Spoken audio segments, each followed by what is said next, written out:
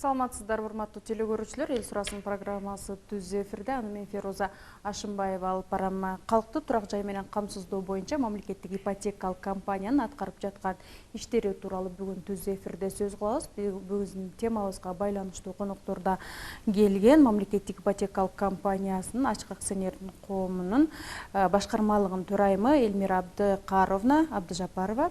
Ошондой эле ушул эле компаниянын Ош Баткен облустар боюнча аймактык менеджери Алмазбек Эгемназаров конокто. Бүгүнкү биздин студияга куш келипсиздер. Урматтуу телекөрүүчүлөр, эскертип кетейин. Бүгүн биз түз эфирдебиз. Эгерде мамлекеттик ипотекалык компания боюнча сиздердин сурооңуздар, сунуштарыңыздар болсо бизге байланышка чыксаңыздар болот. Ошондой эле биздин WhatsApp номерларда иштеп жатат. Алгач сиздерге ыраазычылык билгизейин, атайын убактыңыздарды бөлүп келгениңиздер үчүн. Эми дароо эле ушу мамлекеттик ипотекалык компания боюнча кенен билип алсак, андан соң маегибизди улантабыз. Элмира Абдикаровна. Мамлекеттик ипотекалык компания 2015-жылда түзүлүп, бирок активдүү түрдө 2016-жылдан бери иштеп атат. Бул убакыттын ичинде 4600дөй үй бүлө үй менен камсыз болду. Бул деген бир 20 миңдей адам үй менен, турак жай менен алгачкы жолу камсыз болду десек болот. Бул 2015-тен бери? Бул максаттарга 5 миллиард 300 миллиондон акча сарпталды.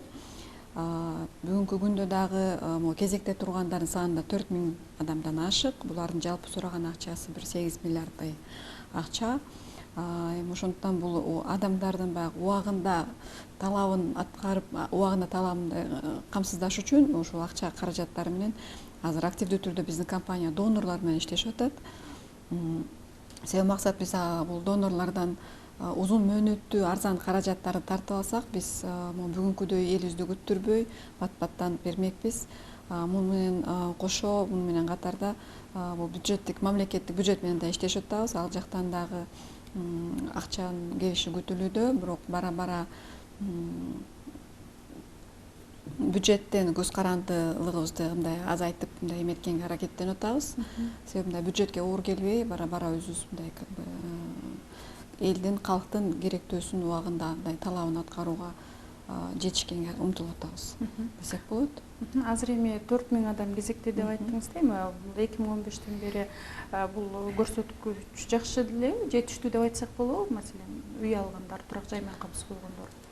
Эми биз мүмкүнчүлүгү жараша турак жай менен камсыз кылып атабыз. Азыр дагы жакшы жаңылыктардын бири могул Германиялык өнүктүрүү банкынын линиясынын ушул акчалардын берген каражатын элге, региондордо, аймактарды өнүктүрүү мындай максатынын алкагында ошол Бишкек менен Ош шаарларынан сырткары башка жерлерде берип атабыз. Бул да узун мөөнөттүү каражат болуп берилет.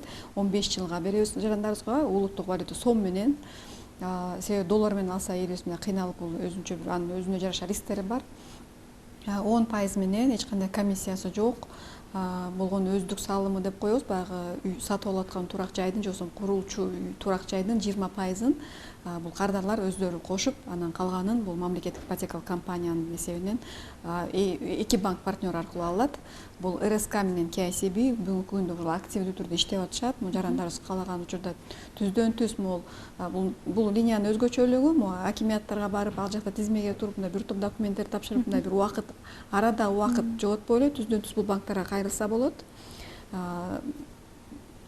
Анан дагы жакшы эң чоң өзгөчөлүктөрүнөн бул жалаң гана буга чейин эми көбүрөөк биздин компания баягы бюджет тармагында эмгектенгендерге көбүрөөк көңүл буруп келсе, ушул линия менен дагы биз бул акчаны жалаң гана кандай десем, башка тармактарда да иштегендерге бере алабыз. Негизги талаптары бул үй, турак жайы жок болушу керек. Жанагы киреше булактары жетиштүү болуш керек. Муну төлөгөндө дагы бул кредитти төлөгөндөн кийин да өздөрүнө жашап, кенен жашаганга да акчасы жетиштүү болуш керек. Жакшы, рахмат. Азыр бизге дароо эле байланышка чыккан телекөрүүчү бар экен. Суроосун кабыл алсак, урматтуу телекөрүүчү, биз сизди угуп жатабыз. Сурооңузду бере берсеңиз болот.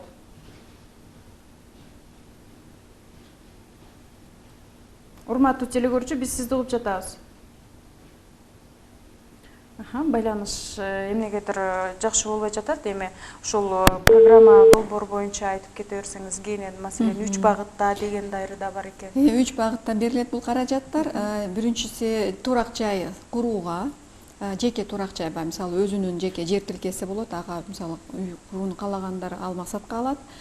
Экинчи максат бул мисалы жаңы турак жай сатып алууга. Анан үчүнчү максат бул эски турак жайды болсо да сатып алып, бирок аны реконструкциялауга, мисалы жана жылуулук системасын алмаштыруу, мисалы бир капиталдык бир пристройка деп коет, мындай косметический ремонтко берилбейт, бирок мындай реконструкция деп коебуз, ал жерге мындай бир маселен үйдүн крышасын алмаштыруу деген олуттуу өзгөртүүлөргө жакшыртуу. Анан мунун ичинде жанагы үйдүн баягы жылуулук, баягы натыйжалуу деп коебуз, энергоэффективность деп коебуз. Ушул жагынан баягы үйдү сыртынан жылуулоо, мисалы крышасын жылуулоо же болбосо баягы жылуулук системасын өзгөртүү, аны жакшыртуу, мисалы алдыңкы бир эмелерди колдонуу дегендей максаттарга берилет да.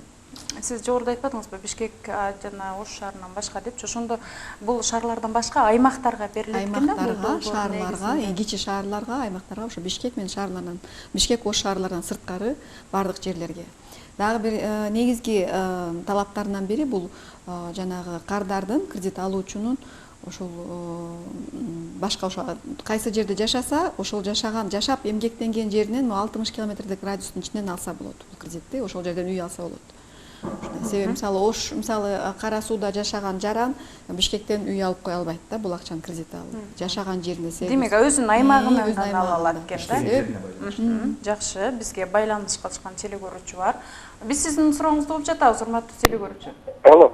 Саламатсызбы? Сурооңузду бере бериңиз. Алло, саламатсызбы? Саламатчылык, сурооңузду бере бериңиз. Биз Ош шаарынын 2017-жылы ипотекага алдык эле жер үй 30% алдын ала төлөгөнбүз, 10% менен. Анан кийин былтыр 8%ке түшүрүп берди. Ошол боюнча азыр жаңыдан алгандар 7% алып атат, бизге дагы эле эмне үчүн 8% боюнча турат, ошону сурайын дедим эле. Анан экинчиси, биздин алган акчабызга, биздин үйүбүзгө, биздин эсебибизден банктар эмне үчүн бакы страхованияны экинчи сурооңузду кайталап коюңузчу. Урматтуу телекөрүүчү, экинчи сурооңузду кайталап коюңузчу. Экинчи суроо бизден алган үй, экинчи суроо эмне страхование боюнча. Страхование? Бизден алган Страхование. ошол үйүбүздүн страхованиябызды дагы бизге төлөтүп атат. Алардан алган акчабызга дагы страхованияны бизге төлөтүп атат да банк. Жакшы окубайт. Урматтуу телекөрүүчү, кечиресиз, биз байланышыбыз экинчи сурооңузду жакшы уга албай калдык. Биринчи суроо. Биринчи сурооңузга жооп берейин. Негизи азыр бул калк тарабынан көп берилген суроолордон болуп атат. Чындыгында биз бул 2019-жылдын ноябрь айынан баштап жаңы берүүчү кредиттердин ставкасын бюджеттик тармакта эмгектенгендерге 6-7-8% түшүрдүк. Бул баягы өздүк салымына жараша 10, 20 же 30% кошконуна жараша. Буга чейин берилген кредиттер боюнча байкасаңыздар, негизи мамлекеттик ипотека компания иштеп баштаганда 14% менен бере баштаган. Мисалы андан бери бара-бара ставкалар түшүп атат. Бирок буга чейин берилген кредиттер боюнча түшүрүү, бул пайыздык чен түшүрүү боюнча азыр иш алып барып атабыз. Жаңылыктар болсо биз сөзсүз түрдө мындай кабар беребиз, аракет кылып атабыз. Бирок бир айта кетүүчү жагдай, негизи ар бир иштин чыгымдары болот, өзүнө жараша. Аракет кылып атабыз азыр түшүргөнгө, буюрса түшүрөбүз деген үмүттөбүз. Бирок мындан ары постоянно мындай бир түшүрүүнүн чеги болот да. То есть баягы кээде айрым эмелер сөздөр болуп калат, айрым эмелер мисалы Европадагыдай 2% же 0% же минус кылбайсыңарбы деген, эми Европа менен шарты менен Кыргызстан шартын салыштырып болбойт. Бирок биз байкасаңыздар иштеп баштагандан бери эле мамлекеттик ипотека компания негизи бул баягы калкты, жарандарды бул үйлөр менен камсыз кылууда мындай колдон келишинче аракетин кылып, бара-бара мындай пайыздык чендерди түшүрүүгө аракет кылып ушуга баратабыз да. Жогоруда баягы Германия менен биргеликте KfW компаниясына менен адамдар ала баштады уже? Ооба, алып атышат. Канча алды маселен? Бүгүнкү күндө бул баягы калкка көрөк аз маалымат бергенге аракет кылып атабыз. Балким көп адамдар уга электир. Азыр дагы ошо пайдаланып дагы көрөк жакшыраак маалымат бере кетсек, негизи бул акча даяр. Барды кайрылып алса болот. Бүгүнкү күндө бир 50 миллионго жакын акча берилди. Дагы каражатыбыз кенен, адамдар кайрылып, ошол айыл жергесинде турган жарандарыбыз кайрылып алышса болот да. 15 жылга 10% менен үй жок жарандар, үй бүлөлүү жарандар алыш керек. Анын да ошо өзүнө жараша эмелер бар, шарттар бар. Азыр жогоруда айтып кеттим. Дагы суроолор болсо. Алмаз мырза, эми сиз баягы телекөрүүчүлөргө табышмак болбосун, эми ушул баягы жоопту улантып кетсеңиз болот да. Маселен, үй жок адам эмне документтерди даярдаш керек? Негизинен жалпысынан эле биз көп документ талап кылбайбыз. Эң негизги документтерден бул сиздин госрегистрдан Кыргызстан боюнча турак жайыңыз жок деген маалымат керек. Ошондой эле сиз иштеген жериңизден акыркы 1 жылдын жана айлык маянаңыздын көчүрмөсү, эгер сиз жеке ишкер болгон болсоңуз, анда акыркы 12 айдын жана патент эмненин негизинде иштесеңиз, патенттин негизинде болсо патенттин негизинде, эгер бир жеке менчик бир ишканада иштесеңиз, анда айлык маянаңыздын көчүрмөсү керек. Ошол КФВ менен айта турган болсок, ал документтер менен сиз түздөн түз ошол жогоруда айтылган 2 банкка кайрыласыз. Ал эми Ош шаары менен Бишкек шаары боло турган болсо, аларга да баягы бюджеттик эмес кызматкерлерге биз мамлекет ипотекалык насыяларды берип жатабыз. Пайыздык ченеме 14%дан болуп жатат. Алар мэрияга кайрылыш керек болот. Ош шаарында жанагы жилищный департаментке кайрылса, алар арыздарын кабыл алышып, жалпы тизмени бизге өткөрүп беришет. Ар айдын 10-на чейин, кийинки айдын 10-на чейин биз ал тизмени бекиткенден кийин 3 банк менен 3 банкка кайрылып, ошол банктардан алып ипотекалык насыяны. Ал Капитал банк, РСК банкы жана 3-чү банк Айыл банк да. Айыл банк ошол 3 банк аркылуу алса болот. Турак жайга муктаж жарандар аябай көп да, бирок ошол эле мезгилде баягы өзүнүн жеке каражаты жетпеген жарандарыбыз андан да көп десек болот да. Эми мындай жарандарга жеңилдиктерди дагы да түзүп берүү үчүн кандай иштер жүрүп жатат? Туура айттыңыз. Негизинен мисалы бул күнгө чейин негизи могул мамлекеттик ипотекалык компаниянын жалпы мындай багыты, мындай ишинин негизи максаты бул турак жайга ээ болбогон, муктаж адамдарды турак жай менен камсыз кылуу болуп саналат. Бул демек биздин мындай жалпы мындай социалдык бир миссиябыз бар да, бул ушул эмне жарандарга жардам берүү колунда мындай бир аз жогорак десек болот. Бирок ушул булардан сырткары дагы өтө бир муктаж категория дагы бар калктын арасында. Мисалы ушул арзан пайыздык чен менен алганда дагы аны да төлөй албай турган категориялар бар. Эми туура айттыңыз, негизи бул бүгүнкүгө чейин аткарып келген ишибизди дагы мына анализдегенде андай адамдар менен да көп жолугуп атабыз. Азыр булардын да кандай десем, бул адамдардын да керектөөсүн орундатуу үчүн биз өзгөчө бир каражат издешибиз керек буга. Аны азыр ойлонуштуруп атабыз, аракет кылып атабыз. Бир аз пландарыбыз бар, бирок анын бир натыйжасы болгондо элге өзгөчө кабар берсек. Азыр суроону кабыл алып, анан бирге жооп берсек. Урматтуу телекөрүүчү, биз сизди угуп жатабыз. Сурооңузду бере бериңиз. Алло. Саламатсызбы? Сурооңузду бере бериңиз. Алло. Биз сизди угуп жатабыз. Суроо берейин дегеним, мен мугалиммен 17-жылы үй алган элем ипотекага. 30%тен жогору төгүлгөн. Ошондо 10% эле, кийин 2% түшүп 8% боюнча турат. Бизде 30% төккөндөр азыр 6% менен алып атышат да. Ошол биздики ылдый проценти түшпөй атат. Ошого конкретный жооп берип коесузбу? Анан страхование боюнча дагы биз ошол остатка акчанын 3000дей акча төлөп атабыз да страхованияга дагы. Ошол кандай жол менен биз страхованияга 3000ден төлөп атабыз? Кимиңиздер жооп бересиздер? Мен жооп берейин. Азыр бул дагы жооп бердик, бул ушундай окшош суроого жооп бердик, бирок дагы бир кайталай кетчү нерсе, бул пайыздык чендердин көлөмү дагы биз алган каражаттын баасына дагы байланыштуу болот да. Мисалы буга чейин биз жаңы түшүрдүк го ставкаларды. Биз азыркы акыркы кезде биз бюджеттен алган каражаттар бизге мурункуга караганда арзаныраак берилип атат. Ошондуктан биз ушуну мындай ишке ашыра алдык да, 6-8% түшүргөнгө.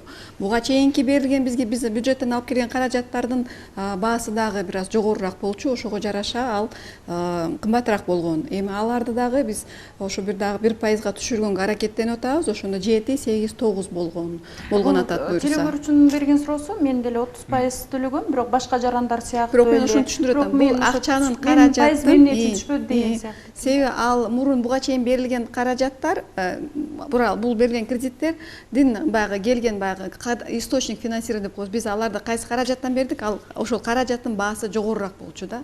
Бүгүнкү күндө буга чейин акыркы кездерде биз бюджеттен бир аз арзаныраак каражат алып атабыз. Ошого байланыштуу биз бир аз пайыздык чендүү түшүрө алдык деп айтмакчымын да. Экинчи суроо болсо жана страхование, камсыздоо боюнча бул негизги бул кредиттер узун мөөнөттүү кредиттер болгондуктан бул жерде дагы бир өзүнө жараша бир риски бар. Анан бул кредиттердин алдын ала бул клиенттер кредитти, бул ипотекалык кредит алып атканда эле айтылып түшүндүрүлгөн талап, бул сөзсүз түрдө бул үйлөр мындай страхованиядан өтүш керек, камсыздандыруу бул негизги талабыбыз да. Себеби бул жарандардын өзүнө эле жакшы да. Эгерде бир кандайдыр бир жана эме болуп коет, баягы стихийный бедствие же эмне дегендей болуп кетсе, бул жерде өздөрү эле мындай кандай десем пайдасын сезе алышат да. Себеби баягы мамлекеттик камсыздандыруу кандайдыр бир кырсык жардам берет. сөзсүз түрдө жардам берет. Алмаз мырза, сиздин кошумчаңыз бар? Эжеке жана сиз айтып жаткан бул 2019-жылдын ноябрь айынан биз ошол 6-7-8%га төмөндөтүлдү. Сиздин насыяңыз ага чейин алынган экен, 2017-жылы алдым дедиңиз окшойт. Ошол жана азыр биздин төрайымыбыз айтып кеткендей, бунун үстүнөн бизде жумушчу топ иштеп жатат. Буюрса төмөндөтүлгөндө биз банк өнөктөштөргө кабар беребиз. Алар сиз менен байланышып, анан ошол жаңы графикти түзүп пайызыңызды төмөндөткөнү сизди чакырышат. Жанагы мүмкүнчүлүгү өздүк салымы жок жана жарандарыбызга биз жана жумушубузду башында эле өзүбүзгө негизги приоритет кылып бир 5 механизмди тандап алганбыз. Анын ичинде аренда жилья с последующим выкупом деген механизмибиз бар. Буюрса мына 2019-жылы ошол механизмди биз ишке ашырдык. Нарын менен Бишкек шаарында көп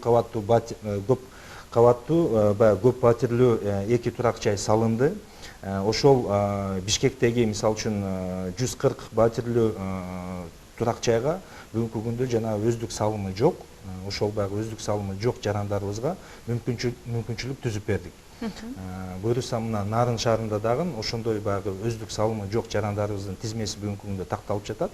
Аны дагы 1-2 айдын ичинде ошол үйгө жаңы үйгө мындай киргизебиз деген. Бул жакта кошумчалап жагдай бул биз мындан ары өзүбүз түздөн-түз үй курбай эле, бирок бул продукт уланат. Биз болгону могул азыркы күндө бир топ жанагы коруу фирмалары, курулуш фирмалары иштеп атат. Алар кандай десем, жарандардын любой өздөрү талабына жараша үйлөрдү, сонун жакшынакай заманбап үйлөрдү куруп атышат. Биз тендер аркылуу алардан бул квартираларды сатып алып, жарандарыбызга ушул продукттун алкагында сунуштамакчыбыз. Бул жерде өздүк салым деген талап кылынбайт. Пайыздык чени төмөн, анан мөөнөтү узун. Бул дагы өзүнчө бир жакшы мындай калкыбызга жардам болмокчу. Буюрса, бул план эми качан ишке ашат же жакын арада деп гана айтып? Биз азыркы учурда жаңы 2020-2025 жылдарга биз мындай иштечү программабызды азыр кандай десем, өкмөт тарабынан бекитилгенден кийин биз бул продуктту уже активдүү түрдө ишке ашыра алабыз буюрса. Ушуга да кошумчалап коеюн. Азыр дагы бир телефонду кабыл алалы. Урматтуу теле көрүүчү, сурооңузду бере бериңиз. Алло. Биз мына үй алайлык дедик эле. Эми ошо биринчи канча төлөш керек? Ошону жакшы түшүндүрүп айтып койсоңор балам. Рахмат. Алмаз мырза. Эжеке саламатсызбы? Сиз үй алайын деген ниетиңиз болгон болсо, сиз бүгүнкү күндө же бюджет кызматкер болушуңуз керек, же болбосо жеке ишкер болушуңуз керек. Жок дегенде, эгер бюджеттик кызматкер болгон болсоңуз, анда бүгүнкү күндө пайыздык ченем 6-7-8%дан берилип жатат. Сиз иштеген жериңизден ошол маалым катты, госрегистрден турак жайыңыз жок деген маалым катты, ошондой эле жана үй бүлө мүчөлөрүңүздүн жанагы не деп коет, туулган жылды күбөлөгөн алып барып ошол жергиликтүү бийлик местный администрацияга кайрыласыз. Ошол жерден сизден арызыңызды кабыл алат дагы сизди жалпысынан тизмеге каттайт. Алмаз мырза, мындай кылалы, азыр сиз телефонуңузду берип коебуз. Анткени ар бирине жооп берип турсак, биздин убактыбыз дагы аябай аз да, анткени суроолор дагы аябай көп келип жатат. Биз азыр дагы бир экинчи телефонду кабыл алалы. Урматтуу телекөрүүчү, биз сизди угуп жатабыз. Саламатсызбы? Саламатсызбы? Сурооңузду бере бериңиз. Мен ошолордун бюджеттик кызматкер катарынан дагы ошо. Урматтуу телекөрүүчү, суроону 10% болгон. Анан 10% Угулбай айтат. 8% азыр мындай жооп бергендей болду, бирок так болбой калды, мен түшүнбөй калдым. Анан жана страхование боюнча мен айтып атканым, үй жөнүндө сөз жок, мейли үйдү страховать ете берели. Банк өздөрүнүн берген акчасын бизге страховать бизге түрүп туруп атат. Мен үчүн алар акча берип, кайра ошол акчаларын бизге страховать этип, биз акчасын төлөп атабыз. Урматтуу телекөрүүчү, кечирим сурайт, сиздин сурооңузду да жакшы угулбай калды. Эмнегедир байланыш жакшы болбой жатат. Мен кошумча айтайын, эгерде азыр чындыгында жакшы угулбай калды сурооңуз, бирок бул сурооңузду биздин ГИКтин сайтына кирип жазуу түрүндө жолдосоңуз, биз батыраак бат тез жооп бергенге аракет кылабыз. Же болбосо бул жерде да WhatsApp аркылуу да суроолор берилип атат окшойт. Жакшы угулбай атат чындыгында сурооңуз.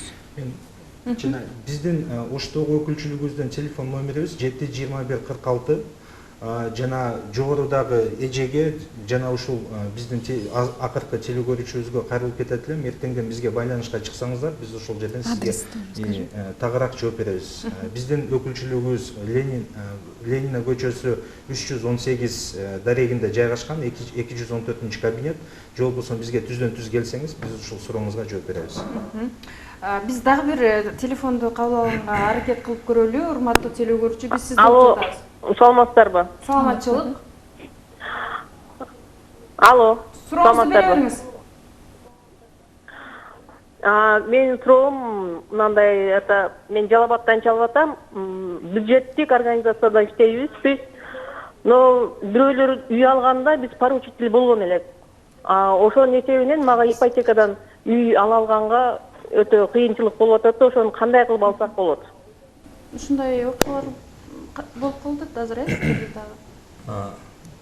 Бүгүнкү күндө жанагы ипотекалык насыялоо жөнүндө мыйзам негизинде бизде поручительство, негизи гарант же кепил деген такыр мындайча айтканда пункт жок. Биздин өнөктөш банктар мамлекеттик ипотекалык насыя алып жатканда андай талап коюшпайт. Эгер сиз башка бирөөгө поручитель болуп буга чейин мындай гарант болгон болсоңуз, ал кандай балким бизнес насыядыр, же болбосо ал бир айыл чарба насыядыр, анын мөөнөтү бүткөндөн кийин сиз түздөн түз кайрылып алганга укугуңуз бар. Аны сиз бирөөнүн кепили болуп, баягындай ипотекалык насыя алганга мүмкүн сизге эч ким мындай тоскоолдук жарата албайт. Анан жанагы сөзгө кошумчалап кетсем, жеке курулуш компаниялардан турак жай сатып алуу боюнча былтыр 2019 жылдын башында жана жылдын аягында Бишкек шаарында жана Ош шаарында биз жана порталдан ошол строй компанияларга тендер жарыялаганбыз. Тилекке каршы биздин талаптарга ылайык бүгүнкү күндө Ош шаарында мындайча айтканда курулуш компаниялардын салып жаткан баягы турак жайлардын чарчы аянты көбүрөөк болгондугуна байланыштуу дал келбей калды да. Ошондуктан биз курулуш компанияларды дагы биз менен кызматташууга чакырып кетет элек. Эгер экономик класста салынган турак жайлар болгон болсо, биз келечекте буйруса, мындайча айтканда тендер жарыялап, ошондой турак жайларды, батирлерди сатып алганга даярбыз. Эл сурасын программасы түз эфирде өз ишин улантат. Бүгүн биз мамлекеттик ипотекалык компания боюнча сөз кылып жатабыз. Сурооңуздар болсо бизге байланышка чыгып, ошондой эле WhatsApp номерибизде SMS аркылуу сурооңуздарды берсеңиздер болот. Эми биз WhatsApp'тан келген суроолорго кезекти берсек, саламатсыздарбы? Биз 3 жыл бою документ жаңылап келе жатабыз. Банкка кайрылсак, акча жок деп бербей жатат. Мындай суроого жооп берсем, чындыгында баягы 3 жыл бою күтүп жаңылап, жыл сайын жаңылатабыз дегени буга чейин биздин компания тарабынан мындай талап болгон.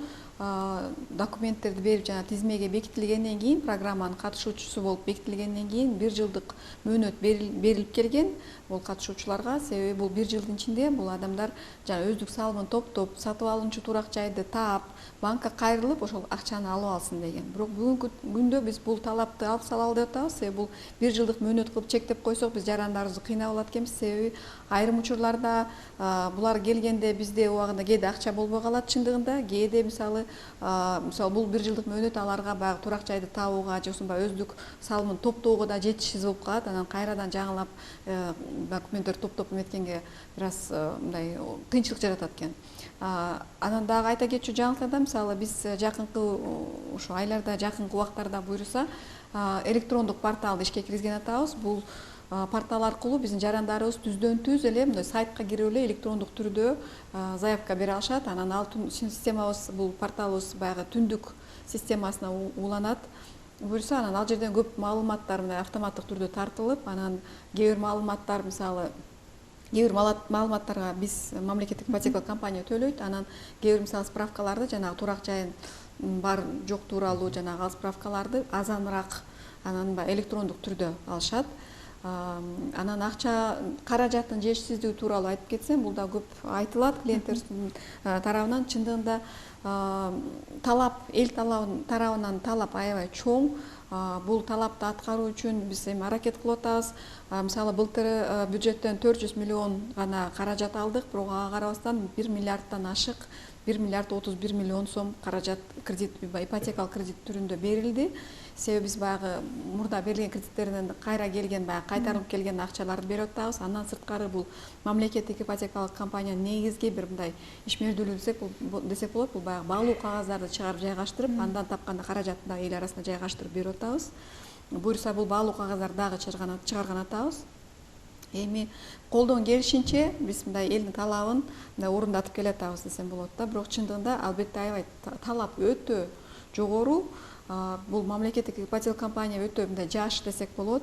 Себеби мисалы күздө Түштүк Кореяга барып келдим. Бул Азия чөлкөмүндөгү ипотекалык мамлекеттик ипотекалык компаниялардын саммити болду. Бул жерде 11 өлкө катышты. Анан алар ар бирөөсү баягы өзүнүн компаниясы немесинде мындай тууралуу доклад жасашканда, чындыгында мындай бир анализ кылганга да бизге да жакшы мүмкүнчүлүк түзүлдү. Анан байкасак, кайсы бир өлкөдө мындай ипотекалык компания дегенде компаниялар канчалык эрте ачылса, ошончолук өлкөдөгү турак жай маселелери жакшы чечилип, жакшы абалга келип калыптыр да. Бирок дагы бир маанилүү жагдай, сөзсүз түрдө биз көп компаниялар, биз жакынкы коңшу өлкөлөрдүн тажрыйбасын анализдеп, изилдеп көрдүк. Европанын тажрыйбасын карап чыктык. Бул Азия өлкөлөрүнүн тажрыйбасын карап изилдеп чыксак, сөзсүз түрдө бул турак жай маселесин чечүүдө бир гана мындай ипотекалык компания жетишсиз болот экен да. То есть айтайын деген мындай ой, бул турак жай маселесин чечүү үчүн сөзсүз түрдө ипотекалык компаниядай бир компания керек. Себеби бул бүткүл күч кубатын, бүткүл мындай энергиясын жалаң гана ушул маселени чечүүгө жумшайт. Бирок мындан сырткары жанагы мамлекет тарабынан дагы мисалы девелоперский компания деп коет экен, атайын мисалы арзан турак жай куруу үчүн атайын компаниялар түзүлөт экен. Мисалы башка дагы инструменттер. Биз мисалы биздин компания жакынкы убакта дагы бир туунду компания түзгөн атабыз. Себеби биздин негизги максат бул ипотекалык рынокту өнүктүрүү, элди мүмкүн болушунча бул талабын аткаруу, ипотекалык арзан кредиттер менен камсыз кылуу болуп саналат. Анан ушул максатыбыздын алкагында дагы бир жакында туунду компания түзүлгөн атат. Бул Германиянын Бауш-Паркассе деген моделине негизделген, дүйнөдө өзүнүн натыйжалуулугун далилдеп келген система. Бул жерде топтоо мөөнөтү берилет адамдарга. Бүгүнкү күндө көп жарандар сиздерге каршы өздүк салымын топтоодон да кыйынчылык көрүп атышат. Бул жерде топтоо мөөнөтү берилет. Анан эгерде топтоо мөөнөтү ичинде адамдар өз баягы ошол келишимди жакшы мындай сактап жакшы аткарып келсе, мисалы ай сайын бир белгилүү сумманы контрактка жараша топтоп эметкенден кийин ошол алдын ала эле контракт түзүлөт. Анан айтылат, мисалы сиз 3 жыл бою монча каражат төлөп топтоп келдиңиз, бул өзүнүн топтогон депозити болот, каражаты өзүнүкү болот. Бул топтоо мөөнөтү бүткөндөн кийин биз узун мөөнөттүү арзан каражат кредит бергенге мындай убада беребиз дегендей системада. Анан бул системанын бир жакшы жагы жарандарыбыздын бир бөлүгү топтоп аткан кезде башкалардын очереди жетип алар ала беришет дегендей да. Демек баягы топтоп жатканда ошол акчага баягы өзүнүн каражаты бар жарандар акча ала берет. Анан ушул системаны алкагында жакшы бир максат коюп атабыз алдыбызга. Бул система аркылуу биздин баягы сыртта эмгектенген жарандарыбыз да көп. Көбүнчө билесиздер, биздин мигранттардын сыртта эмгектенген жарандардын негизги максаты бул турак жай алуу болуп саналат. Себеби биздин культурада, биздин маданиятта сөзсүз түрдө мындай турак жай өтө маанилүү нерсе. Бул бизде гана эмес, бардык эле дүйнөнүн бардык жеринде ушундай экен. Ошондуктан бул биз сырткы ошол жарандарыбызга дагы ушундай мүмкүнчүлүк түзгөн атабыз бул инструмент аркылуу буюрса. Сиздер жогоруда айтпадыңыздарбы, ошол мамлекеттик кызматкерлерге 6-7-8% берилет деп, жана ошондой эле жеке ишкерлерге 13-14-15%, алмазбырда адашпасам. 15 эмес, 14%. Бишкек шаары менен Ош шаары, жана КФВнын линиясы боюнча ал 10%дан берилип жатат. Айрым тургундарда ушундай дагы наразычылыктар бар экен да, бул баягы бөлбөй эле бир эле пайыздык чынемди коюп койсо болбойбу депчи. Бул боюнча кандай? Бул боюнча дагы мындай маалымат бере кетсем, бизде дагы мындай кандай десем, баягы ар бир жумушта эле ар бир иштин өзүнө жараша чыгымдары болот, жана ар бир нерсе мисалы өзүнүн баасы болот дегендей да. Мисалы баягы 14%дан берип аткан кредиттерибиз бул баягы ипотекалык баалуу кагаздарды жайгаштыргандан келген каражат. Ал каражат бизге бир аз кымбатыраак келген. Ошол баасына жараша биз 14% кылдык. Бирок биз рынокты, бул ставканы коердон мурун негизи мына азыркы бүгүнкү күндө да биз ар дайым бул ипотекалык рынокты банктардын ставкаларын да мониторить этип ар дайым карап салыштырып анализ кылып келебиз да. Бүгүнкү күндө бул кандай десем 14% деген ипотекалык кредиттер үчүн бул мындай салыштырмалуу жакшы шарт болуп саналат да. Себеби коммерциялык банктарда 18%дан 25%га чейинки пайыздык чендермен берилет. Бул ипотекалык кредиттер. Анан коммерциялык банктарда мөөнөтү максимум 10 жылга чейин. 7-8-10 жылга чейин болот. Биз 15 жылга сунуштап атабыз.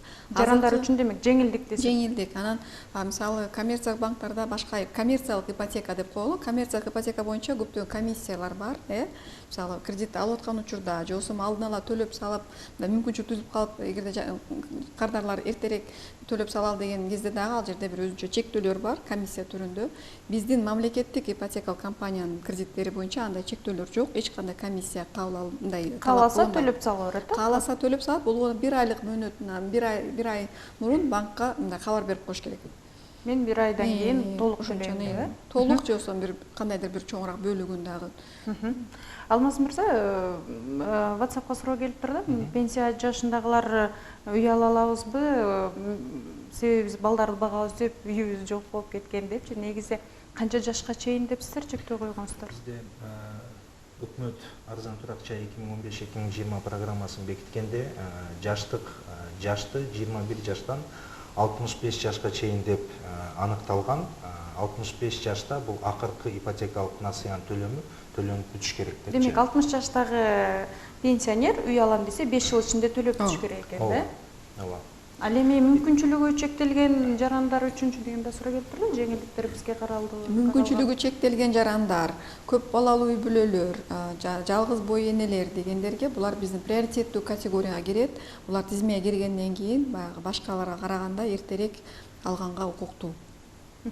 Сиздер жогоруда баягы үйдү оңдоп түзөөгө атайын дагы баягы акча каражаты, насыя акча берилет деп эдиңиздер. Маселен, ошол канча акчага чейин берилет, канча сомго, сомго эсептесек, анан канчадан тийип калат 15 жылда? Бул Германиялык жанагы өнүктүрүү банкынын алардын берген каражатынын эмесине программасынын алкагында берилген кредиттер. Жана мен айтып кеткендей 3 максат. Биринчиси жаңы турак жай сатып алуу, экинчиси жаңы турак жай куруу өз жеке жер тилкесинде. Үчүнчүсү эски турак жай сатып алып, аны оңдоп түзөө, болгондо дагы мындай олуттуу түрдө оңдоп түзөө. Биз муну реконструкция деп коебуз да. То есть болгону сразу мындай жөн эле ремонт деп түшүнүп албасын деп айтып атам да жарандарыбыз. Же аянтын кеңейтүү. Же аянтын кеңейтүү эми баягы олуттуу түрдө мындай серьезный бир реконструкциялоо деген максаттарга берилет. Мунун мөөнөтү 15 жыл, ставкасы 10%, өздүк талап кылынган өздүк салымы 20%. Эч кандай поручитель башка талап кылынбайт. Маселен 2 миллион ала турган болсо жаран 15 жылда канчадан төлөп калат? Айына бир 16 миңдин айланасындагы акча болуп калат. Бул жанагы негизинен бул баягы КФВнын берип жаткан 3 продукттун негизинде берилет.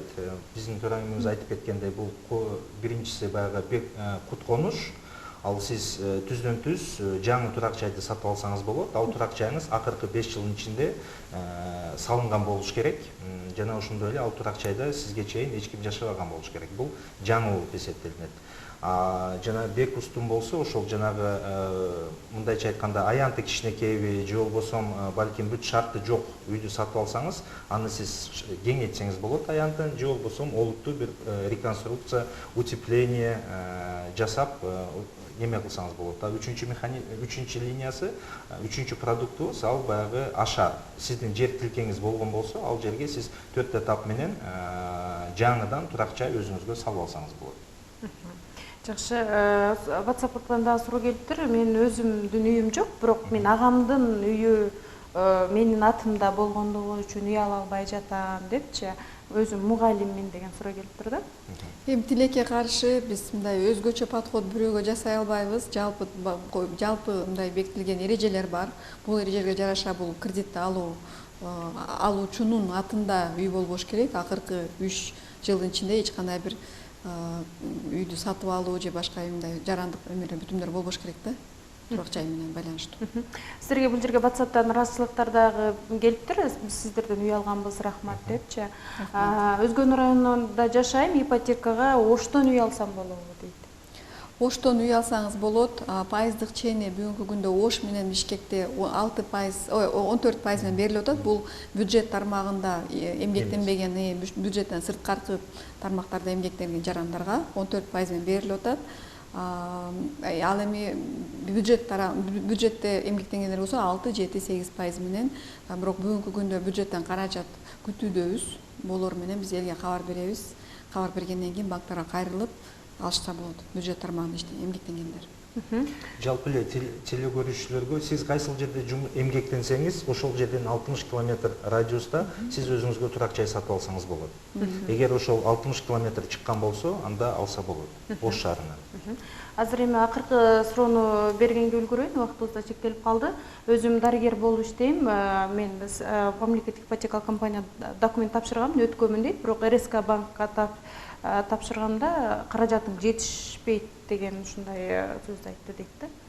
Демек, төлөө мүмкүнчүлүгү чектелүү болсо, бул деле туура түшүнүш керек. Муну дагы себеби сиздер бул кредитти алгандан кийин муну төлөө маселеси дагы өзүнчө бир чоң маселе. Бул кредитти мындай ай сайын төлөгөндөн кийин клиенттердин, жарандардын өзүнө кандай десем, күнүмдүк турмушуна, жашоосуна жетиштүү каражат калыш керек. Муну сөзсүз түрдө банк карап чыгат. Бул да биздин талап, программанын талабы. Себеби бул эми зыян тартып калбаш керек дегендей да. Алгандан кийин баягы өз төлөө мүмкүнчүлүгүн эске алып, мындай кандай десем, финансылык жактан туура чечим кабыл алыш керек. Ошондой эле кошумчалап кете турган нерсе, биз бүгүнкү күндө 14 өнүктөш банк менен жумуш алып барабыз. Ар бир банктын төлөө мүмкүнчүлүктү аныктоо, ар бир банктын бул өзүнүн ички мындайча айтканда процедурасы.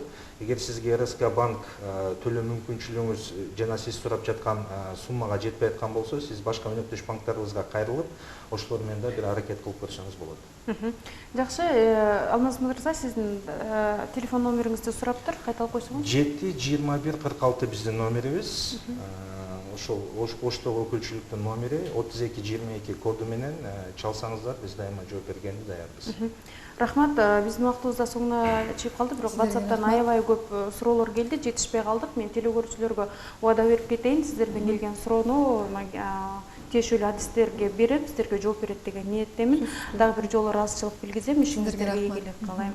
Урматтуу телекөрүүчүлөр, Эл сурасын программасы соңуна чыкты. Кийинки программадан көрүшкөнгө чейин саламатта калыңыздар.